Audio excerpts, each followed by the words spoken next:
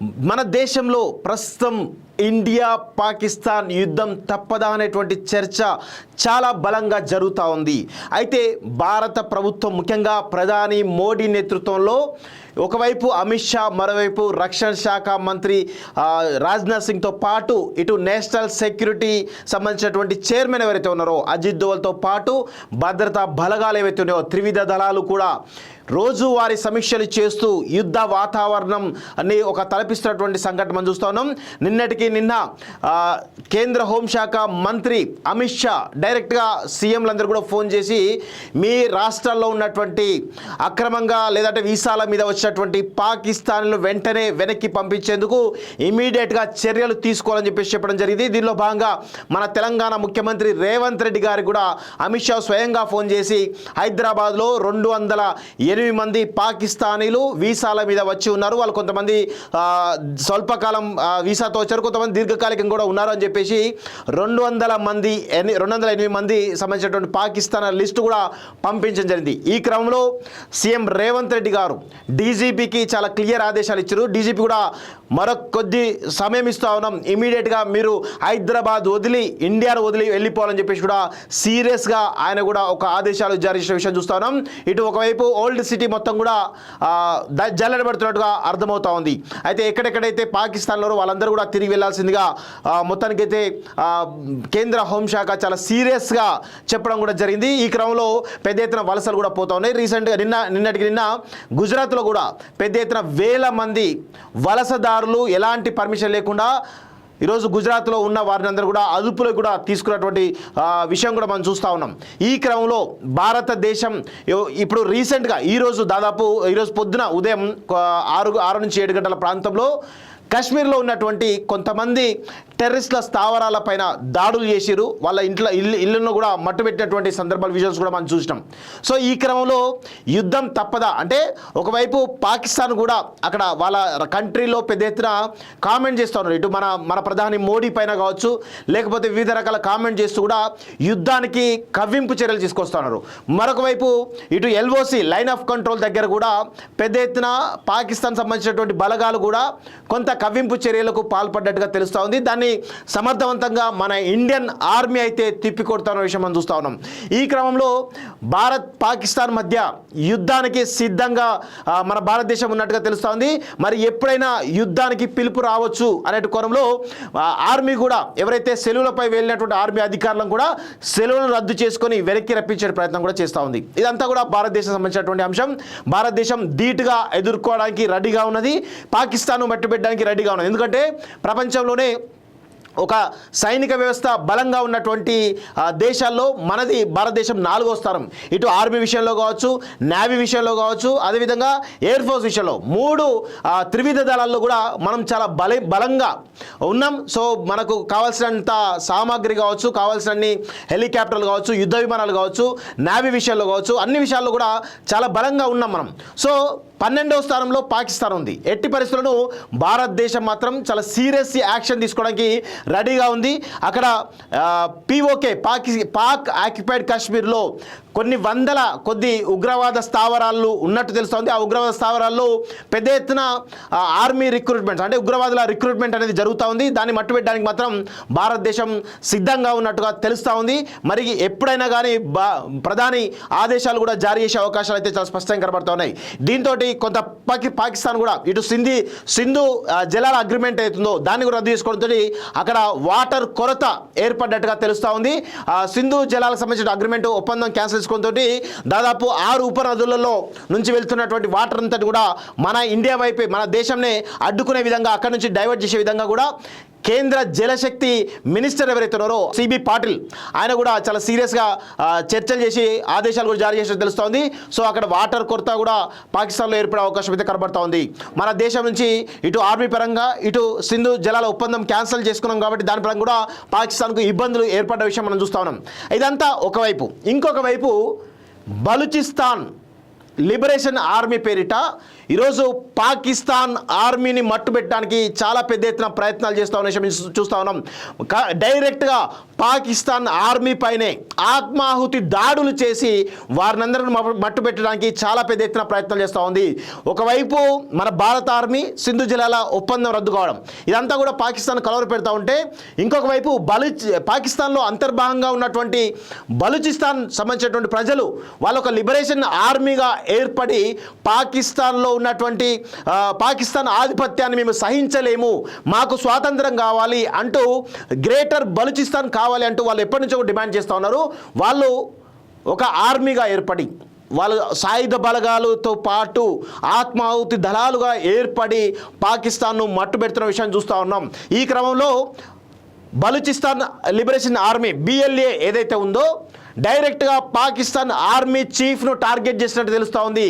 ఆ టార్గెట్ చేసినటువంటి పరిస్థితులలో భయపడినటువంటి ఆర్మీ చీఫ్ తన కుటుంబాన్ని బ్రిటన్కు పంపినటువంటి సందర్భం కూడా మనం చూస్తూ ఉన్నాం.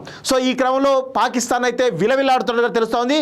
అయితే బలూచిస్తాన్ లిబరేషన్ ఆర్మీ ఏంటి అనేటువంటి కోణంలో ఒకసారి మనం డీటెయిల్గా ఒకసారి మాట్లాడుకుంటే కనుక, బలూచిస్తాన్ అనేది 1948 మన ఇండియా పాకిస్తాన్ విడిపోయినప్పుడు పాకిస్తాన్లో బలూచిస్తాన్ కూడా ఈరోజు విలీనం కావడం జరిగింది. కానీ అక్కడ అంటే వాళ్ళ బలూచిస్తాన్ ప్రజల యొక్క సమ్మతి లేకుండా పాకిస్తాన్లో మమ్మల్ని కలిపేశారు అని చెప్పేసి బలూచిస్తాన్ ప్రజలు అప్పటి నుంచి ఇప్పటి వరకు కూడా పోరాటం చేస్తూనే ఉన్నారు. సో ముఖ్యంగా బలూచిస్తాన్లో సహజ వనరులు ఎక్కువ, అక్కడ బాక్సైట్ నిల్వలు కానీ లేకపోతే ఇంకా ఖనిజ నిక్షేపాలు చాలా భారీ ఎత్తున ఉన్నాయి. అక్కడ ప్రకృతి కూడా చాలా భారీ ఎత్తున ఉండడంతో ఆ యొక్క సహజ వనరుల దోపిడీ జరుగుతూ ఉంది. ఆ దోపిడీ జరుగుతున్నటువంటి క్రమంలో అక్కడ ఉన్నటువంటి బలూచిస్తాన్ ప్రజలకు రాజకీయంగా ఆర్థికంగా 2 రంగాల్లో కూడా మమ్మల్ని సెకండ్ గ్రేడ్ సిటిజన్స్గా చూస్తున్నారని చెప్పేసి 1973లో బలూచిస్తాన్ లిబరేషన్ ఆర్మీ ఏర్పడింది. కానీ ఈ ఆర్మీ ఎక్కువ రోజులు నడవలేదు. కొంతకాలం ఈ ఆర్మీ తన కార్యకలాపాలు చేసి ఎందుకో అక్కడ పాకిస్తాన్ ఆర్మీ చేసిన ఒత్తిళ్ల వల్ల సైలెంట్ కావడం జరిగింది. కానీ 2000 సంవత్సరంలో బలూచిస్తాన్ లిబరేషన్ ఆర్మీ అనేది చాలా పకడ్బందీగా ఏర్పడింది. పకడ్బందీగా ఏర్పడి వాళ్ళు ఒకటే పని, వాళ్ళు సాయుధ బలగాలతోటి అంటే వాళ్ళు కూడా ఒక లిబరేషన్ ఆర్మీ ఏర్పాటు చేసుకున్నారు కాబట్టి డైరెక్ట్గా ఆత్మాహుతి దాడులు ఏది పాకిస్తాన్ ఆర్మీ పైన చేయడం కావచ్చు, లేకపోతే డైరెక్ట్గా కొన్ని ట్రైన్లను హైజాక్ చేసినటువంటి సందర్భాలు కూడా ఉన్నాయి. సో అంత పెద్ద ఎత్తున ఫెరోషియస్గా పనిచేస్తూ ఉన్నారు. ఈ BLA చేస్తున్నటువంటి కార్యకలాపాల విషయంలో పాకిస్తాన్ ఆర్మీ కూడా వెనకడుగు వేస్తున్నట్టు తెలుస్తోంది. అంటే ఒకవైపు BLA యాక్టివిటీస్ కావచ్చు, మరొకవైపు భారతదేశానికి సంబంధించినటువంటి పెద్ద ఎత్తున జరుగుతున్నటువంటి యుద్ధ వాతావరణం కావచ్చు, మొత్తానికైతే పాకిస్తాన్ అయితే విలువలాడుతున్నట్టుగా అయితే చాలా స్పష్టంగా అర్థమవుతూ ఉంది. సో దీనిలో ఒకసారి మీకు బలూచిస్తాన్ సంబంధించిన లిబరేషన్ ఆర్మీ గురించి కొన్ని డీటెయిల్స్ చెప్పేటువంటి ప్రయత్నం చేస్తా. ఇది చూడండి, బలూచిస్తాన్ లిబరేషన్ ఆర్మీ అనేది పాకిస్తాన్లోని ఒక అంతర్భాగంగా ఉన్నటువంటి ఒక ప్రాంతం. అది బలూచ్ అనేటువంటి ఒక తెగ అనుకోండి. ఆ ప్రాంతము ఆ తెగ వాళ్ళందరూ కలిసి ఒక బలూచిస్తాన్ లిబరేషన్ ఆర్మీ పేరిట ఒక ఆర్మీని అయితే ఎస్టాబ్లిష్ చేసుకోవడం జరిగింది. అది ఆ ప్రభుత్వానికి సంబంధం లేకుండా ఒక ప్రైవేట్ ఆర్మీ అనుకోవచ్చు.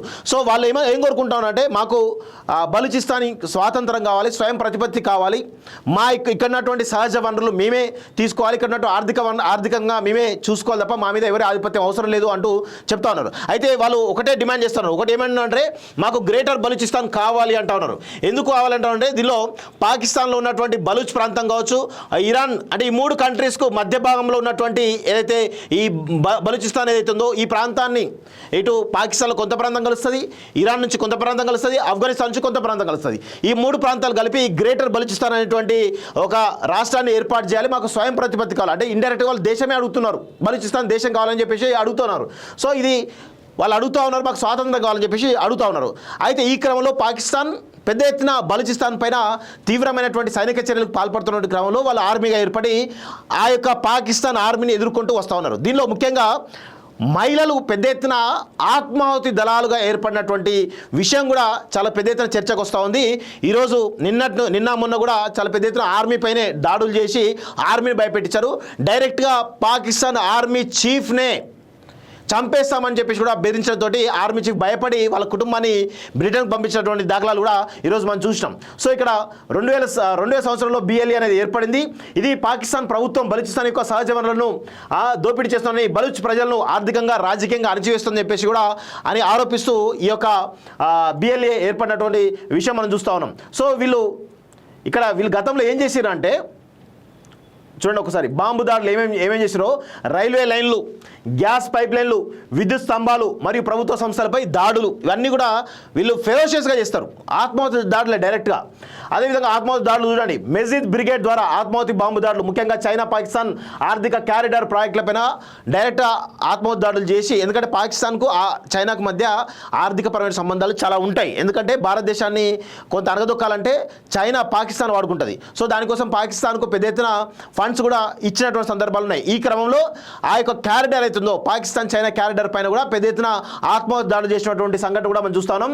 హైజాక్ చేసినటువంటి విషయం చూస్తున్నాం.